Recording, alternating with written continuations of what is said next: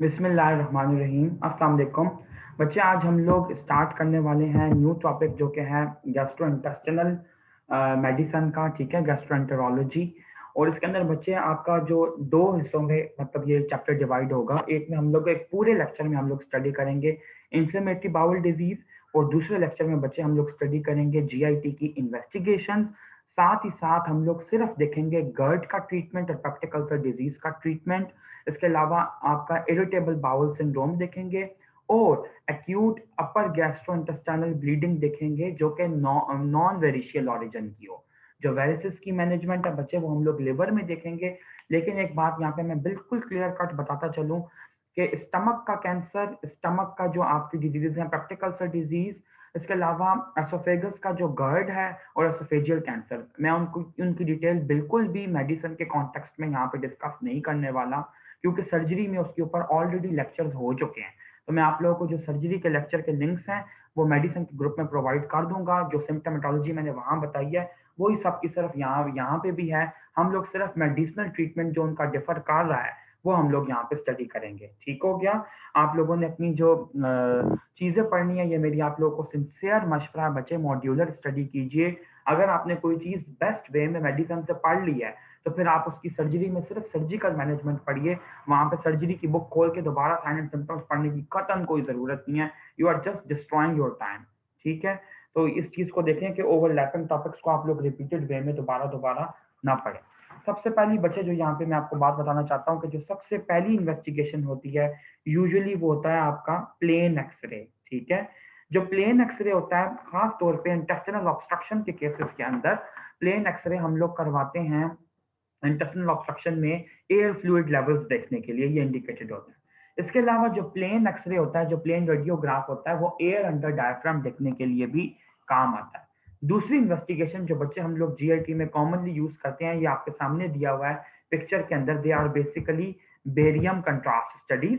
Barium swallow हो सकता है, barium meal, barium follow through और बेरियम एनीमा।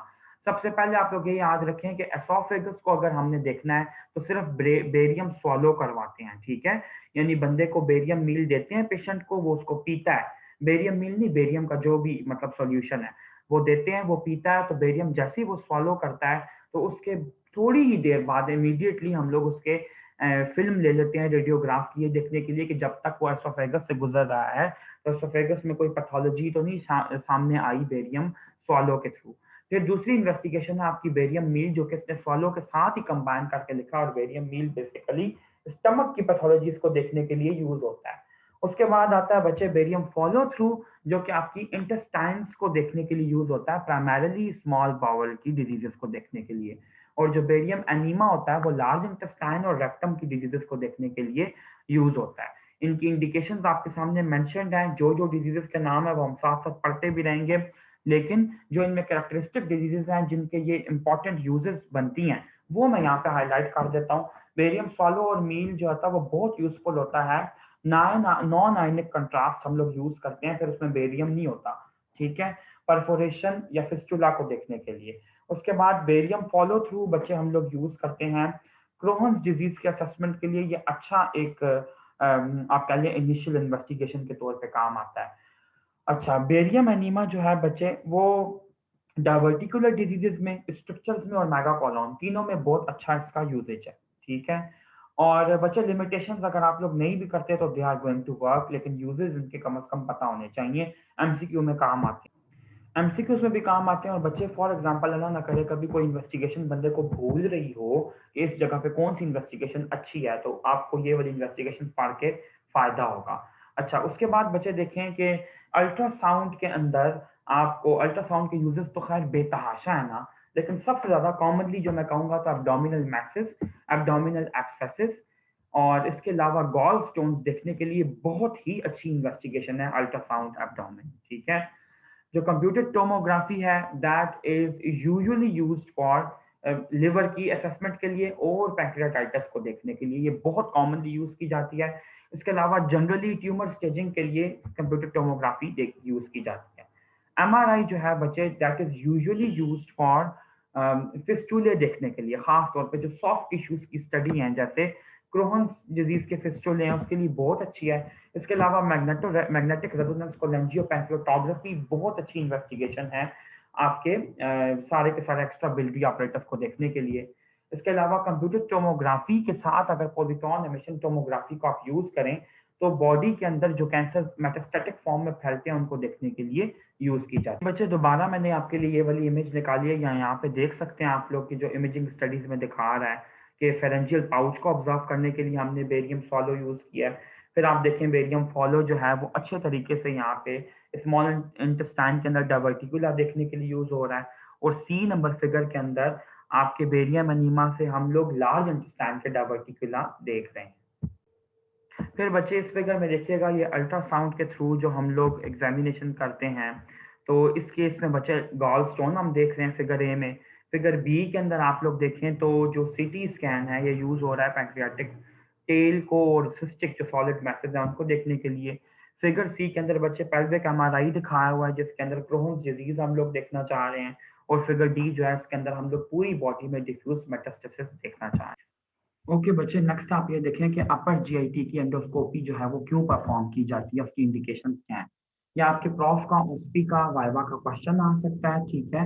रिटन में भी इवन आपको आ सकता है, ये एक छोटा सा पार्ट एंडोस्कोपी की कॉन्ट्रा इंडिकेशंस लिख लीजिए या कॉम्प्लिकेशंस लिख लीजिए। तो आपको बच्चे कुछ ना कुछ इंडिकेशंस लाजमी पता होनी चाहिए। सबसे पहले ये बता दूं कि अपर जीआईटी की जो एंडोस्कोपी होती है वो हम लोग यूजुअली लेफ्ट लैटरल पोजीशन में परफॉर्म करते हैं। नंबर 2 आपको ये पता होना चाहिए कि हम लोग पेशेंट को सीडेट करते हैं इंट्रावीनस बेंजोडाइज़ेपिन से। नंबर 3 आपको ये पता होना चाहिए कि पेशेंट का कम से कम नील पर ओरल होना ज़रूरी है 4 आवर्स के लिए, ठीक है? यानी कि 4 घंटे से उसने कुछ खाया या पिया ना हो। अपर जीआईटी की एंडोस्कोपी करते हुए आप लोग पूरे का पूरा एस्फाइगस, साथ ही साथ स्टमक और ड्यूडेनम के फर्स्ट 2 पार्ट्स तक देख सकते हैं। आपको ये बात क्लियर होनी चाहिए कि यूजुअली जो आपका अपर जीआईटी होता है वो ड्यूडेनोजेजुनल फ्लेक्सर से पहले पहले होता है। जहाँ पे ड्यूडेनम का 4th पार्ट जो होता है बच्चे वो टर्मिनेट होता है, यहाँ पे ड्रॉ करके बताऊँ। ये ड्यूडेनम ये स्टमक है फॉर एग्जांपल, यहाँ पे ऐसे करके ये ड्यूडेनम का first part, second part, third part और ये 4th पार्ट। यहाँ से आपकी स्टार्ट होती है जजनम। तो ये जो ड्यूडेनोजेजुनल फ्लेक्सर है इससे पहले वाला जो पार्ट है दैट इज अपर जीआईटी, और इसके बाद वाला लोअर जीआईटी। लेकिन अपर जीआईटी में इतना डिस्टेंस जानने में मुश्किल होती है, तो सिर्फ फर्स्ट 2 पार्ट्स तक हम लोग रिस्ट्रिक्ट कर सकते हैं अपने आप को, वहाँ पे एग्जामिनेशन अच्छे से परफॉर्म कर सकते हैं। उसके बाद आप ये देखें कि अपर जीआई की एंडोस्कोपी की इंडिकेशंस देख लें, जैसे डिस्पेप्सिया हो ग्रेटर देन 55 ईयर्स में, डिस्पेजिया हो परसिस्टेंट, वेट लॉस हो। आपने ये नहीं कहना कि किसी भी बंदे को आम तौर पे बस वॉमिटिंग हुई है तो आप उसकी एंडोस्कोपी पकड़ के करा दें। नहीं, ऐसे नहीं होता। मतलब उसकी कोई क्रॉनिक कंडीशन है ऐसी, ठीक है, उसमें क्रॉनिसिटी में खास तौर पे ये इंडिकेटेड होता है। आप लोग बच्चे जो इसमें इन्वेस्टिगेशन याद करें उसमें जीएलटी की ब्लीडिंग याद याद करें, एसोफेजियल वेरिसेस याद करें, ठीक है। साथ ही साथ ये याद करें कि हमने डायग्नोस्टिक पर्पसेस के लिए ड्यूडेनल बायोप्सीज लेने के लिए भी करना होता है। तो अभी तक मैंने आपको जितनी भी बताई है उसकी इंडिकेशन वो डायग्नोस्टिक थी। अब बच्चे हम थेराप्यूटिक इंडिकेशंस पे आए, तो ब्लीडिंग रीजन्स को ट्रीट करने के लिए, एसोफेजियल वेरिसेस की बैंडिंग के लिए, स्ट्रक्चर की डायलेटेशन के लिए, स्टेंट की इंसर्शन के लिए, गैस्ट्रोटमी की परक्यूटेनियस प्लेसमेंट के लिए, ये सारी इसकी यूजेस हैं, ठीक है, थेराप्यूटिक यूजेस। कॉन्ट्राइंडिकेशंस क्या है? कोई बंदा सिवियर शॉक में है, एमआई का पेशेंट है, कार्डियक एरिथमियास का पेशेंट है, रेस्पिरेटरी डिजीज का पेशेंट है, या उसको अटलांटो एक्सियल डिसलोकेशन है, तो आप उसमें नहीं करेंगे अपर जीआईटी एंडोस्कोपी। फिर कॉम्प्लिकेशंस की अगर बात की जाए तो कॉम्प्लिकेशन तो बच्चे जो सबसे कॉमन है, मैंने सर्जरी में भी आप लोगों को पढ़ाई की, that is actually oesophageal perforation. Oesophageal perforation इसकी बहुत कॉमन कॉम्प्लिकेशन है। कार्डियो रेस्पिरेटरी डिस्ट्रेस हो सकता है और रेस्पिरेशन निमोनिया हो सकता है, जिसको कॉमनली हम लोग मेंडलसन सिंड्रोम कहते हैं। नेक्स्ट प्रोसीजर बच्चे यहाँ पे देखे हैं वायरलेस एंड कैप्सूल एंडोस्कोपी का। वायरलेस कैप्सूल एंडोस्कोपी का बेसिकली प्रिंसिपल ये है कि कैप्सूल के अंदर किसी किस्म का कोई एंटेना या कैमरा मौजूद होता है जो कि आप पेशेंट को इंजेस्ट करने के लिए देते हैं, और तकरीबन 8 आवर्स के बाद इंजेक्शन के वो एक्सक्रीट हो जाता है स्टूल के अंदर। तो वो सारे आपके जीआईटी की पिक्चर बनाता हुआ जाता है। इंडिकेशन बच्चे की कॉमन क्या है, जैसे ऑकल्ट ब्लीडिंग होती है जिसका हमें कॉमन सोर्स नहीं मिलता, तो ऑब्स्क्योर ब्लीडिंग में कर सकते हैं, स्मॉल बाउल की क्रोन्स डिजीज के अंदर दे सकते हैं। ये 2 यूजेस आपके लिए काफी हैं। कॉम्प्लिकेशन यही होती है कि कैप्सूल कहीं रिटेन हो जाए, कहीं फंस जाए, ठीक है। उसके बाद नेक्स्ट प्रोसीजर है डबल बलून एंटीरोस्कोपी। डबल बलून एंटेरोस्कोपी के अंदर हम लोग जीआईटी को ही देख रहे हैं, इंटेस्टाइन्स को बेसिकली, लेकिन इसके अंदर डबल बलून्स यूज होते हैं। मैं भी आपको दिखाऊंगा, तो इसका पर्पस बिल्कुल क्लियर हो जाएगा कि इसके अंदर एक फ्लेक्सिबल जो होता है, आप कह लें कि बलून मौजूद होता है, लॉन्ग एंडोस्कोप होता है, उसके ऊपर एक फ्लेक्सिबल ट्यूब होती है। उस ट्यूब के जरिए हम लोग बलून को इन्फ्लेट कर सकते हैं, डिफ्लेट कर सकते हैं। इन्फ्लेट डिफ्लेट करते हुए टिप के साथ हम लोग, मतलब टिप पे वो बैलून होता है ना, तो हम इंटेस्टाइन में मूव अबाउट कर सकते हैं उसको यूज करते हुए। इंडिकेशन देखें वही सब इसके अंदर आप लोग याद कर लीजिए, ऑब्स्क्योर ब्लीडिंग, साथ ही साथ मैलअब्जॉर्प्टिव डायरिया या कोई ट्यूमर हो बाउल का। और आपको ये बात क्लियर होनी चाहिए कि स्मॉल बाउल के जो ट्यूमर्स हैं दे आर रेयर। थेराप्यूटिक बात की जाए अगर, तो जेजुनोस्टमी की प्लेसमेंट के लिए, जो कि आपकी दो जेजुनम के एंड्स को लिंक करने के लिए ट्यूब की प्लेसमेंट होती है, या फिर ब्लीडिंग साइट्स को कंप्लीट करने के लिए या डायरेक्ट देने के लिए। अच्छा, कॉन्ट्राइंडिकेशन बच्चे की है अपर जीआई, जैसे अपर जीआई की एंडोस्कोपी की कॉन्ट्राइंडिकेशन है वही इसकी भी है। कॉम्प्लिकेशंस में आपको ये पता होना चाहिए कि पोस्ट प्रोसीजर अब्डोमिनल पेन को ज़्यादा कॉमनली रिपोर्ट किया गया है, ठीक है, और परफोरेशन जो है वो कम है। उसके बाद अगर हम लोग लोअर जीआईटी के एग्जामिनेशन पे आए, तो कोलोनोस्कोपी बनती है, you use an anal approach to pass that instrument. Indication बच्चे के अंदर क्या बनती है, खास तौर पे inflammatory bowel disease, chronic diarrhoea और ऑल्टर्ड बाउल हैबिट, ठीक है। कॉन्ट्राइंडिकेशंस की अगर बात की जाए, तो सिवियर कोलाइटिस के अंदर जिसमें ब्लीडिंग खास तौर पे उसकी टेंडेंसी, उसमें आप लोग नहीं करते ताकि आप ब्लीडिंग को कहीं एग्रेवेट ना करें। कॉम्प्लिकेशन वही वाली इसकी वाली जैसे आपकी पुरानी थी, कि परफोरेशन हो सकती है, कार्डियोरेस्पिरेटरी डिप्रेशन हो सकता है, आप ब्लीड करवा सकते हैं किसी भी पॉलिप को, ठीक है, या पॉलिपेक्टमी के बाद की ब्लीडिंग को एग्रेवेट करवा सकते हैं। So it's time to see ERCP. ERCP का प्रोसीजर आप लोग पैंक्रियाज और गॉल ब्लैडर के चैप्टर में बार बार इसका जिक्र करेंगे, खास तौर पे सर्जरी में। तो आप लोगों को मेरी एडवाइस है कि सर्जरी के लिए भी आप लोग ईआरसीपी की इंडिकेशन जो है डायग्नोस्टिक थेराप्यूटिक यहाँ से कर लें। सर्जरी के अंदर यह आपका हॉस्पी का स्टेशन मान के आता है, ठीक है। ईआरसीपी की इंडिकेशन पूछी जाती है, एंडोस्कोपिक रेट्रोग्रेड कोलेंजियोपेक्टोटॉपिक, ठीक है। इंडिकेशन इसकी क्या है, डायग्नोस्टिक है, थेराप्यूटिक है। डायग्नोस्टिक में बिलियरी या पैंक्रियाटिक डिजीज हो सकती है, जब कोई और इन्वेस्टिगेशन कॉन्ट्राइंडिकेटेड हो। और इसके अलावा एम्प्यूलरी बायोप्सी अगर आप ले रही हो, फॉर एग्जाम्पल कोई एम्प्यूला के ऊपर कोई कैंसर हो, बाइल डक्ट के ओरिजिन का भी हो सकता है, जैसे कोई कोलेंजियोकार्सिनोमा हो। थेराप्यूटिक में बिलियरी डिजीज और पैंक्रियाटिक डिजीज को ट्रीट करने के लिए यूज हो सकता है, जैसे पैलिएशन के लिए, मैलिग्नेंट बिलियरी ऑब्स्ट्रक्शन के लिए आप स्टेंट की प्लेसमेंट कर सकते हैं। इसके अलावा स्ट्रक्चर्स की डायलिटेशन में यूज हो सकता है, और इवन स्टोन के रिमूवल के लिए। पैंक्रियाटिक डिजीज की बात की जाए, तो पैंक्रियाटिक कैल्कुलाई के रिमूवल के लिए, और साथ ही साथ सूडोसिस्ट एंड फिस्टुले को ड्रेन करने के लिए।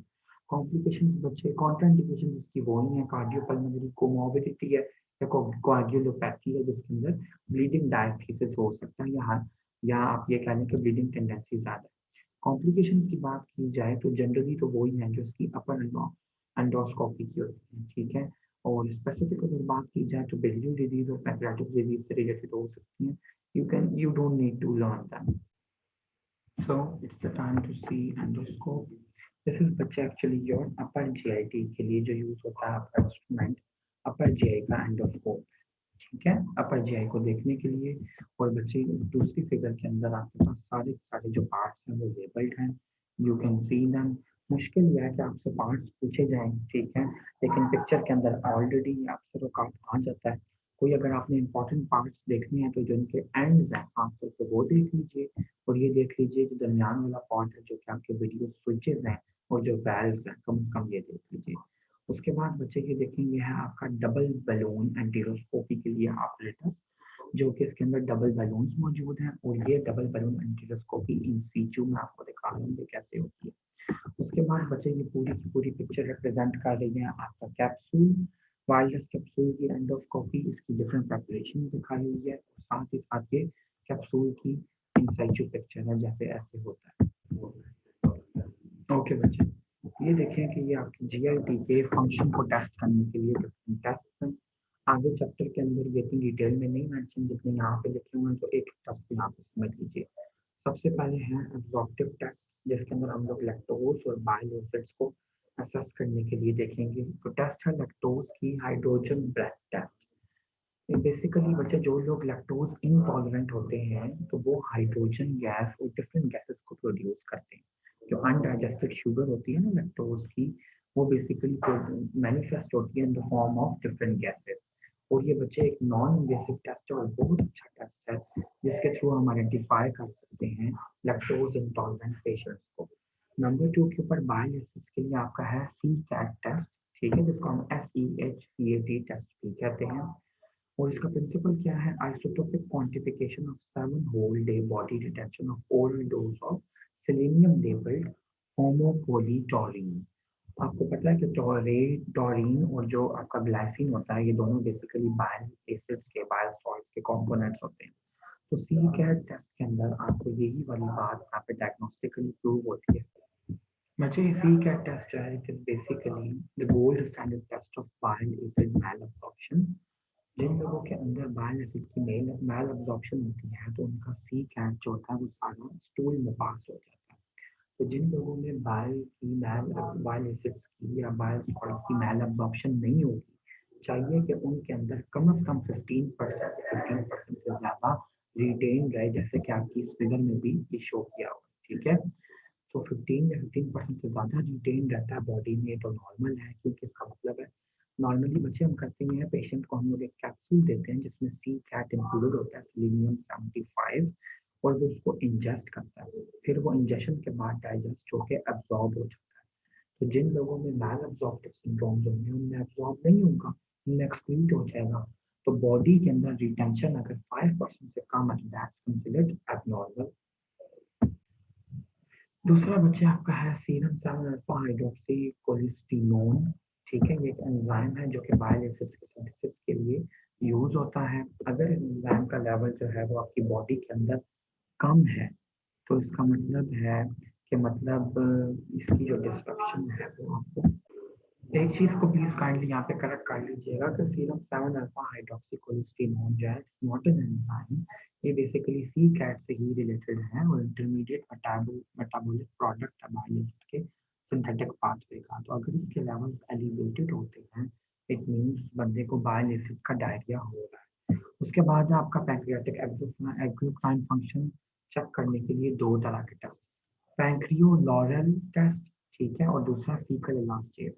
जो पैंक्रियाटिक एस्टरेजेस होते हैं ये नॉर्मली फ्लोरेसीन डाइलॉरोएट जो कि आपको देते हैं आर्टिफिशियली, बाहर से यानी कि दे रहे हैं, वो ओरल इंजेक्शन के बाद उसको डिग्रेड कर देते हैं, उसको क्लीव कर देते हैं और फ्लोरेसीन अब्सॉर्ब हो जाती है और क्वांटिफाई हो जाती है यूरिन के अंदर, ठीक है।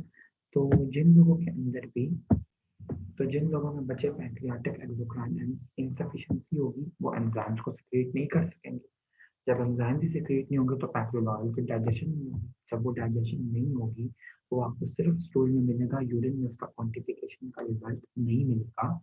और ये बेसिकली रेयरली एक परफॉर्म किया जाने वाला टेस्ट है। नंबर 2 पे फीकल एनालिसिस है और ये सिंपल एसे है, स्टूल के अंदर हम एंजाइम का लेवल चेक करते हैं क्योंकि पैंक्रियाटिक सिक्रेशंस जितनी भी जीआईटी में पोर होती हैं तो ultimately they have to come out through stool. उसके बाद है म्यूकोसा इन्फ्लेमेशन या परमेबिलिटी देखने के लिए टेस्ट है फीकल कैल्प्रोटैक्टिन का।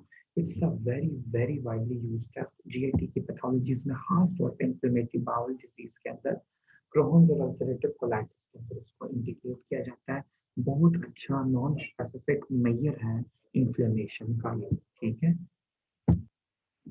बच्चे this lecture might sound boring but it's full of information. ये आपने याद रखना है कि ये चीज़ें आपको एमसीक्यूज में और एमसीक्यूज में कहीं ना कहीं क्लिनिकल लाइफ में काम आने वाली हैं, जहाँ जहाँ पे आपको पेशेंट को टेस्ट लिख के देना। तो सबसे पहला टेस्ट बच्चे अब ये देखते हैं आपके रेडियो आइसोटोप बेस्ड टेस्ट कौन से होते हैं। Gastric emptying study, gastric transit times को स्टडी करने के लिए ये टेस्ट है जिसके अंदर टेक्नीशियन 99 कंबाइंड विद सल्फर या फिर 111 इंडियम डीटीपीए यूज किया जाता है गैस्ट्रिक एम्पटिंग को देखने के लिए। और खासतौर पे गैस्ट्रोपैरेसिस के पेशेंट में, और गैस्ट्रोपैरेसिस किसमें कॉमन होता है? डायबिटिक पेशेंट्स में जिनको पेरिफेरल न्यूरोपैथी हुई होती है।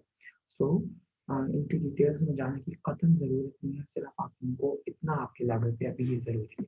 यूरिया ब्लड टेस्ट आप देखें जिसके अंदर हम लोग आइसोटोप होता है काम में, carb basically that is 13, normally जो यूज होता है दैट इज 14, 12 कार्बन, तो 13 कार्बन जो है यूरिया जो है वो यूज करते हैं। नॉन इन्वेसिव डायग्नोसिस होता है ये एच पाइलोरी का, you are not invading anything ना। तो बैक्टीरिया का आपको पता है कि हेलिकोबैक्टर पाइलोरी, इसके अलावा क्लबसिएला न्यूमोनियाe और प्रोटियस, ये तीनों यूरिएज पॉजिटिव ऑर्गेनिजम्स हैं। So when they will produce urease enzyme, it will act upon urea to produce ammonia and carbon dioxide. तो जो कार्बन डाइऑक्साइड प्रोड्यूस होगी, अगर वो आइसोटोप प्रोड्यूस करता है, बेसिकली जो कार्बन डाइऑक्साइड प्रोड्यूस होगी, it would have an isotope labelled with it. तो आप उसको इजीली डिटेक्ट कर सकते हैं and it could be proven ये बेसिकली उस बैक्टीरिया की क्लीवेज की वजह से प्रोड्यूस हुआ है। एक्सपायर्ड ईयर में आपको आइसोटोपिक कार्बन डाइऑक्साइड मिलेगी। उसके बाद है Meckel's scan. Meckel's scan is particularly for Meckel's diverticulum. You all know कि मैकल्स डायवर्टिकुलम क्या होता है। It is a true diverticulum of a small intestine located almost 2 feet away from the ileocecal junction, proximal to that, and almost 2 inches in length, present in almost 2% of the population worldwide, common in 2%, 2 times more common in men compared to women. ये आपको basic इसकी जो features हैं, rule of two, you must know it. तो basically बच्चे Meckel's diverticulum इस वजह से इनफेमस है कि यहाँ पे गैस्ट्रिक म्यूकोसा या पैंक्रियाटिक एटोपिक टिश्यू पाया जाता है। तो टेक्नीशियम 99 पर टेक्निक स्कैन के थ्रू हम इसको डिटेक्ट कर सकते हैं। उसके बाद नेक्स्ट टेस्ट जो आता है that is actually somatostatin receptor scintigraphy, जिसके अंदर 111 इंडियम डीटीपीए ऑक्सीटाइड यूज किया जाएगा। और ये पैंक्रियाटिक न्यूरो एंडोक्राइन ट्यूमर्स जो है इसको एक्सप्रेस करते हैं एक्चुअली, तो ये उनके लिए है।